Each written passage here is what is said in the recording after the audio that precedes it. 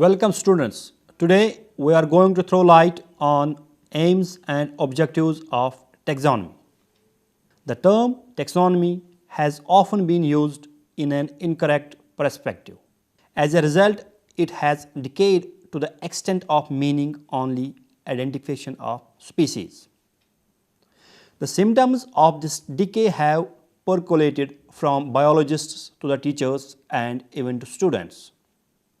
The onus of identifying the plant or animal group invariably comes to the taxonomists.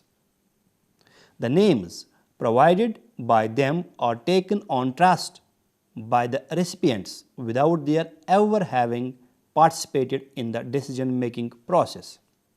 Identification is one of the aims of the taxonomy, no doubt, but it is not all. There are subtle, loftier aims of this science. In this context, one has to be aware of the confusion between the different aspects of taxonomy, namely identification, nomenclature, and classification, which could cloud the minds of beginners. The three terms, strictly speaking, refer to three different things, even though in practice they overlap. When one says that the given material is Eucalyptus globulus, it is identified, named, and classified. However, identification means recognition of material as the same as or different from another known entity. Nomenclature involves attributing a name to it, and classifying involves its proper placement in the taxonomic system.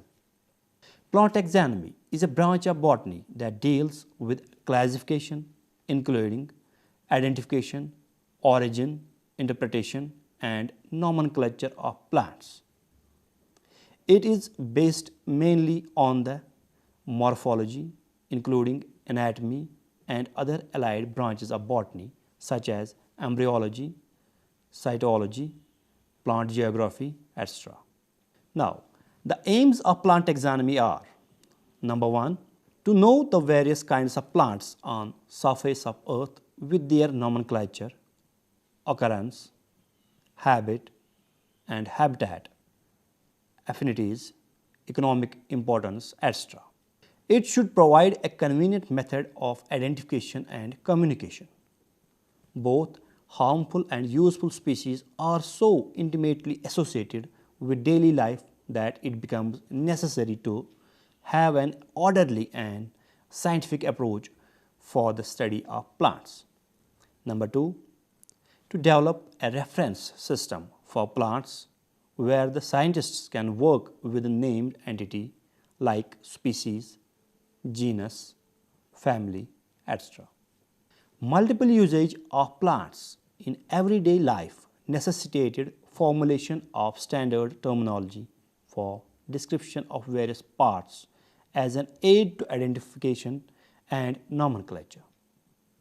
The basic knowledge of plants is first requirement and provides idea for morphological variations. Number three, to demonstrate the manifold diversity reported in plants and their phylogenetic relationship to evolution of plants.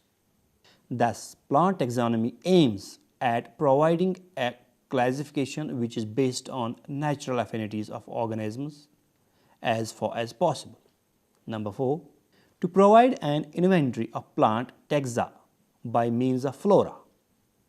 Next target of plant taxonomy is to provide suitable nomenclature. To every plant a binomial name is given. Number six, modern work is saturated with extensive development of hybrid plants. Hybridization and taxonomy are closely related. Without taxonomic knowledge, it is difficult to identify and compare plants.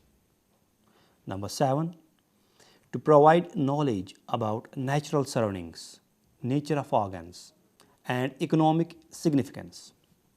Number eight, agriculture and horticulture are interrelated branches of science and have a direct bearing on taxonomy.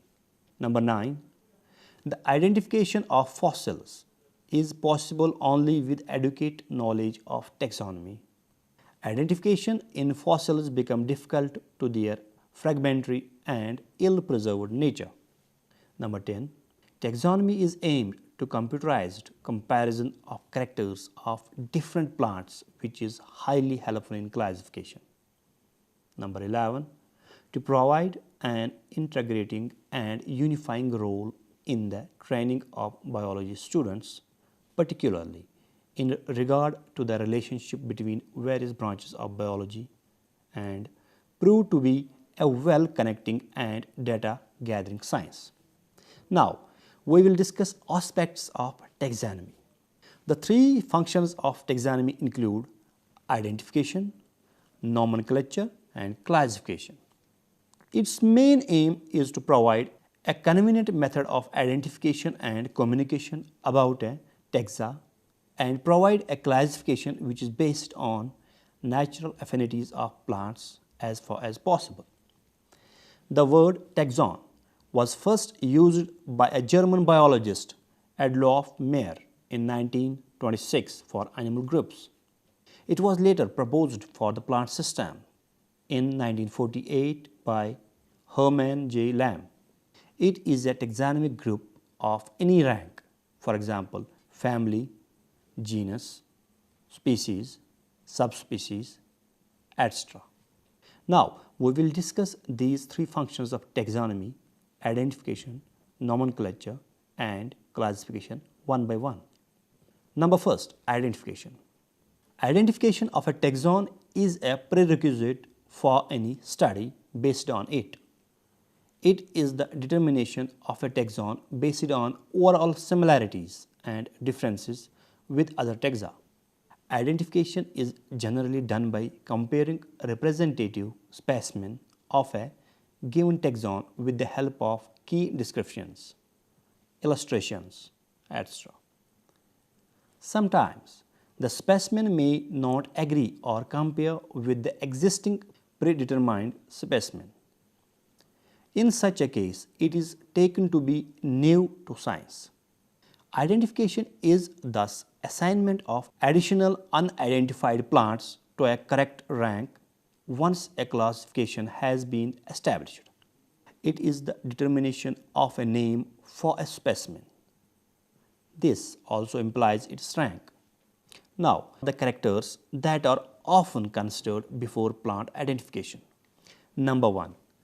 Whether a plant is herbaceous or woody and annual or perennial in nature. Number 2. Whether or not milky or colored sap is present in the leaf, stem, or other plant parts. Number 3. The leaf type, phyllotaxy and venation. Number 4. Presence or absence and type of stipule on young shoots. Number 5. The distribution and kinds of surface coverings, that is hairs, trichomes, spines, etc. Number 6. The parts of the flower and the number of sepals and petals, whether separate or fused, and also their arrangement, that is estivation. Number 7. Whether parent is present in one or more series or absent. Number 8. Whether pappus, for example asteraceae, or apicalyx, for example malvaceae, or similar structures are present. Number 9. Whether a nectar secreting disc is present in the flowers, for example rutaceae. Number 10.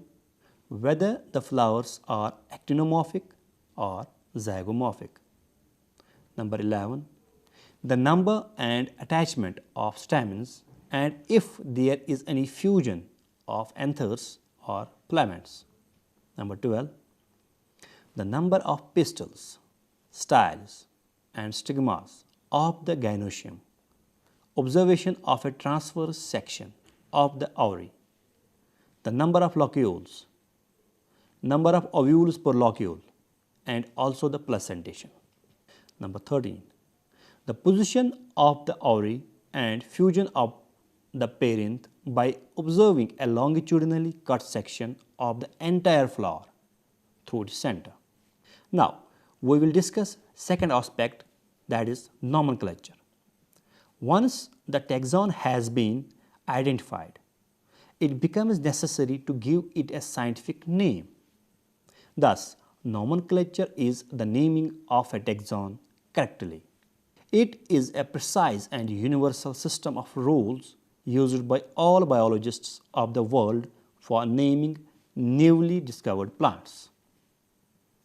Often, constant study of plants results in differences of opinions concerning past work. This often results in splitting, uniting, changing ranks, etc., all of which may affect the plant's name. Thus, universal rules are needed to determine the correct name for a plant, and the rules for naming the plants are governed by the International Code of Botanical Nomenclature (ICBN). A new name is given to a new taxon. Thus, nomenclature is a process of naming plants based on international rules agreed upon by biologists in order to ensure a stable and uniform system. Earlier, plants were identified by their common names. Now, the question arises, what is a common name and scientific name? Common name is the name given to a plant by people in a particular area or locality. It is the vernacular name or local name.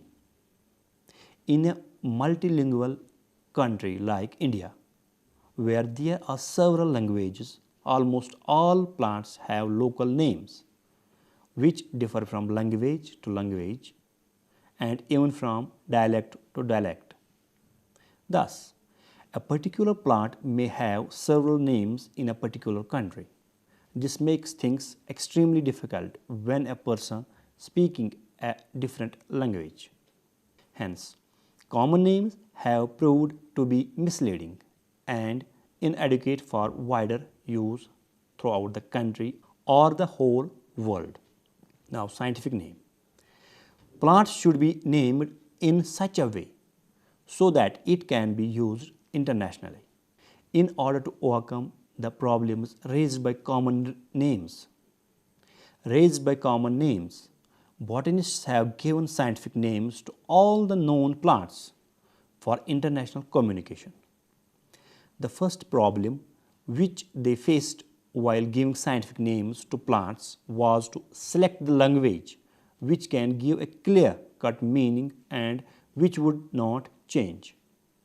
Although Latin is a dead language now, it was agreed by botanists of the world that scientific names should be in Latin, particularly for the following three reasons. Firstly, this language is not being used by any country or nation at present. Secondly, most of the European languages are derived from Latin. Thirdly, in the past, European scholars learned their subjects in Latin. It was a widely used language throughout the European countries, and a lot of botanical literature has been written in Latin.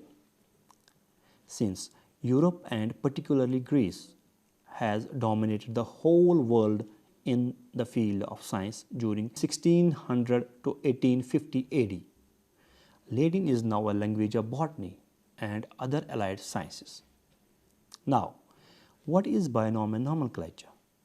In the early attempts of naming plants, plant names used to be long as a single name used to be followed by one to many descriptive terms or adjectives, giving rise to multiple terms or polynomials, which have been used by many taxonomists, including Linnaeus in his Species Planetarium. And he used additional tribal names for these polynomials. After Linnaeus' system of tribal names, later workers, however, found it more convenient to adopt the binomial system consisting of two Latinized words, a generic name followed by a specific epithet. Thus, in the binomial system, a botanical name of a species is a combination of a generic name and a specific epithet. As for example, the botanical name of sunflower is Helianthus annuus.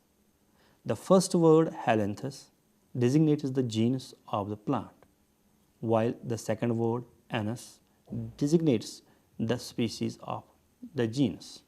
Now, origin of generic name. The generic name is usually a noun and singular, which is spelled or written with a capital letter. Generic names have different types of origin. Number one, the genera may be named in honor of a botanist or horticulturist or may be a patron of botany. For example, Linnea has been named in honor of famous botanist Linnaeus. Number two, some generic names are of poetic or mythological origin. For example, Nymphia denotes the lovely water nymphs. Number three, many generic names denote some characteristic features of the plant.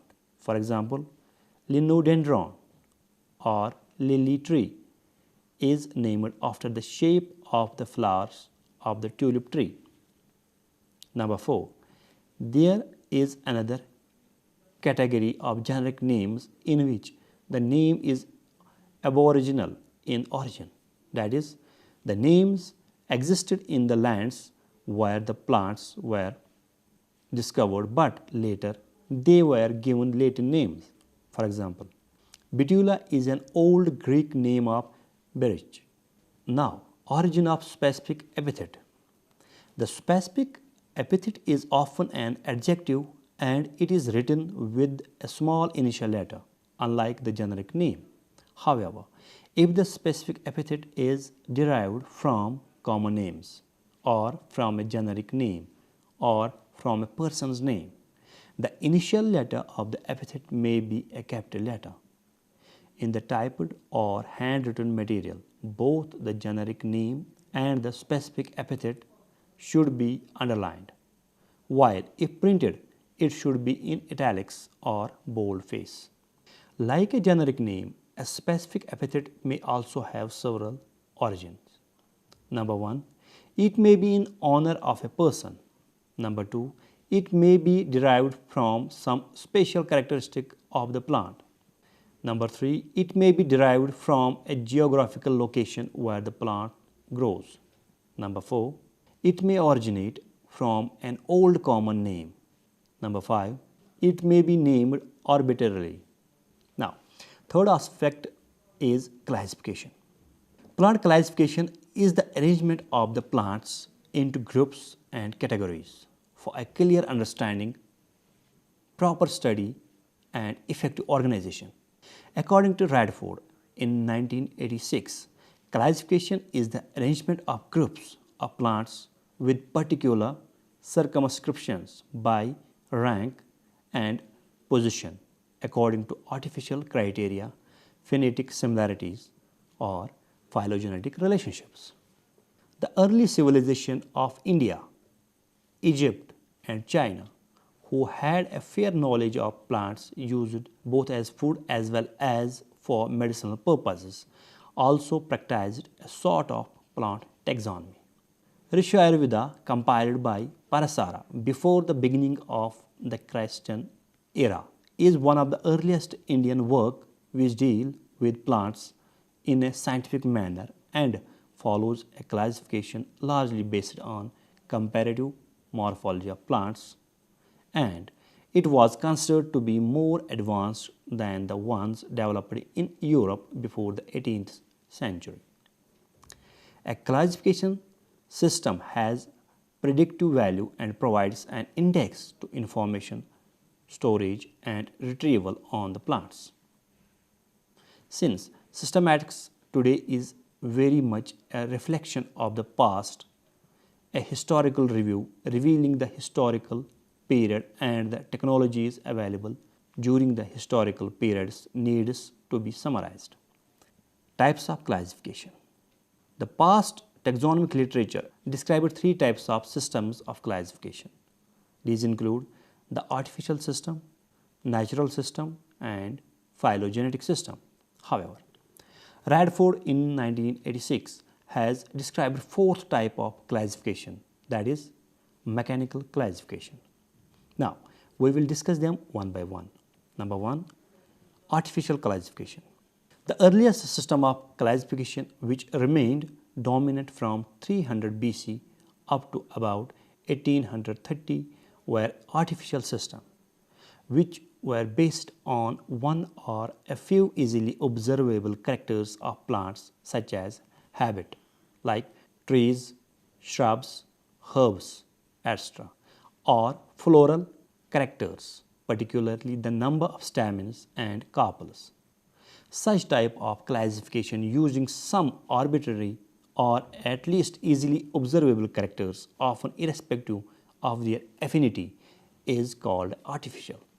The sexual system of Linnaeus is a good example of artificial classification, which uses only one attribute, that is, the number of stamens, for grouping plants into 24 classes, as a result of which various unrelated taxa, which are not at all related but similar in one respect only, have been placed under the same class. Number two, natural classification. These systems of classification are based upon overall resemblances, mostly in gross morphology, utilizing as many taxonomic characters as possible to group taxa. Charles Darwin's proposed theory of evolution in 1859 postulates that the present-day plants have descended from those existing in the ancient past through a series of modifications in response to changing environmental conditions, which means that all present-day plants are related to each other in one way or another. Thus, the closely related plants should naturally be grouped together. This is called natural classification. Thus, larger the number of characters shared by different taxa, the more closely related they are to each other. This is the basis of modern classification. The best known natural system of classification is that of Bentham and Hooker. They divided seed plants into three groups: dicotyledons, gymnospermi, and monocotyledons. Dicotyledons were further divided into three subgroups like polypetalae, gamopetalae, and monochlamydae. Number three, phylogenetic classification. The classification system proposed after Darwin's theory are mostly phylogenetic. That is, they use as many taxonomic characters as possible in addition to the phylogenetic or evolutionary interpretations. These are expressed in the form of phylogenetic trees or shrubs, showing presumed evolution of the groups.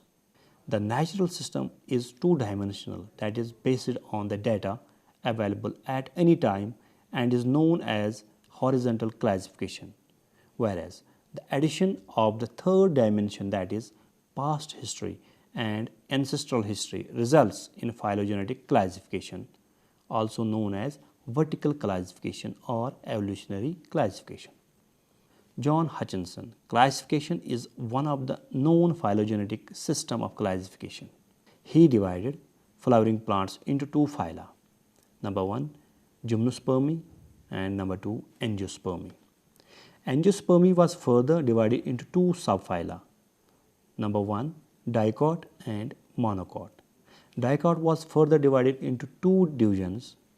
Number one, lignosi and herbaceae. Monocot was also subdivided into three divisions: calciferae, coroliferae, and glomiferae.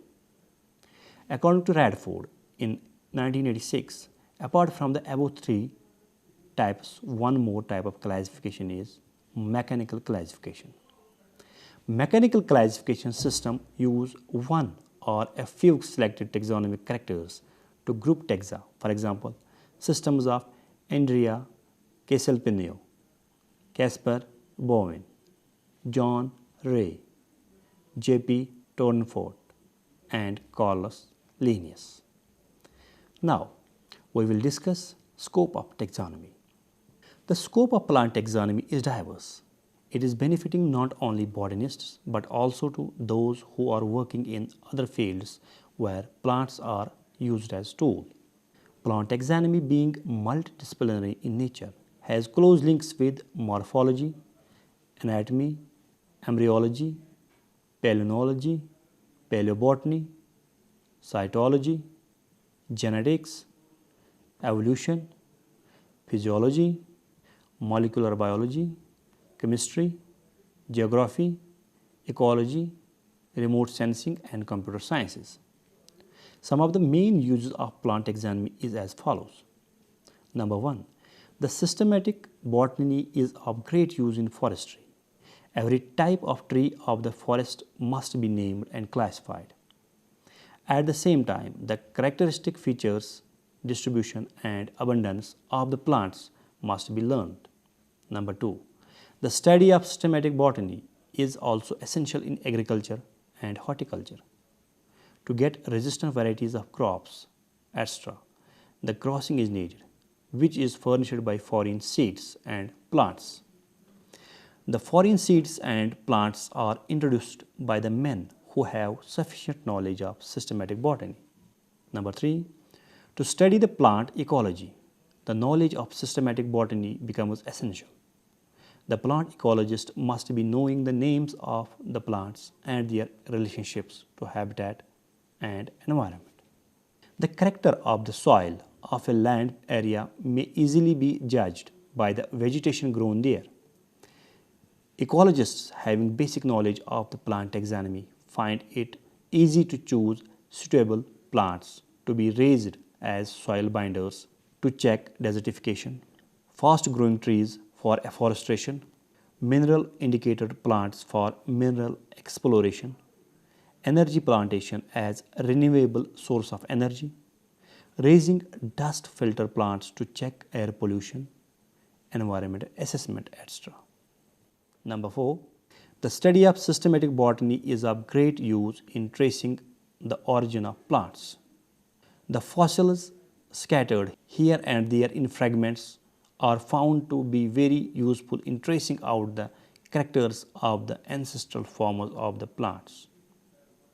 The study of these fossils requires the sound knowledge of systematic botany. Systematics is also useful in protection of human health. Exact identification of insects helps in controlling the epidemic disease. For example, many diseases like malaria, filaria, dengue fever, kala azar, etc. are spread by different species of mosquitoes. It also helps in conserving the useful animals and plants. Systematics helps us in tracing out the indicator organisms like presence of certain organisms provide important information. For example, presence of protozoan Colipedium indicates the degree of pollution in water. All the pharmaceutical studies are based on the work of taxonomists. Dear students, this is all about aims and objectives of taxonomy. Thank you very much.